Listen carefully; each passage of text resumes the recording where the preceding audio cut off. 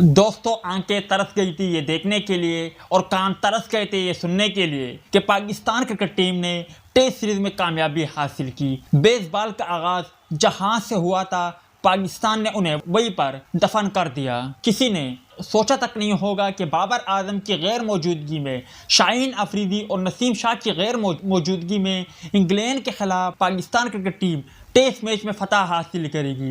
ना सिर्फ test match में पाकिस्तान टीम ने फतह हासिल की, बल्कि टेस्ट सीरीज 2-1 से भी अपने नाम हासिल कर ली। जहां पर शान मसूद, आकिब जावेद की जितनी तारीफ की जाए वो कम है, वहीं पर साजिद खान और नोमान अली ने सही मायनों में दिल जीत लिए। मगर यहाँ पर साउथ शकील को भी दाद देनी पड़ेगी। अगर इंग्लैंड की पहली इनिंग्स को देखें तो इंग्लैंड क्रिकेट टीम 267 तक महदूद रही और पाकिस्तान क्रिकेट टीम ने पहली इनिंग्स में 344 रन बनाए। इंग्लैंड की दूसरी इनिंग्स 112 तक महदूद रही और ये पाकिस्तान क्रिकेट टीम को टारगेट 37 का मिला। 37 रन का टारगेट पाकिस्तान क्रिकेट टीम ने 1 विकेट के नुकसान पर पूरा किया। पहली इनिंग्स में साजिद खान ने 6 खिलाड़ियों को आउट किया, जबकि नोमान अली ने 3, जबकि दूसरी इनिंग्स में नोमान अली ने 6 खिलाड़ियों को आउट किया, जबकि साजिद खान ने 4 खिलाड़ियों को आउट किया।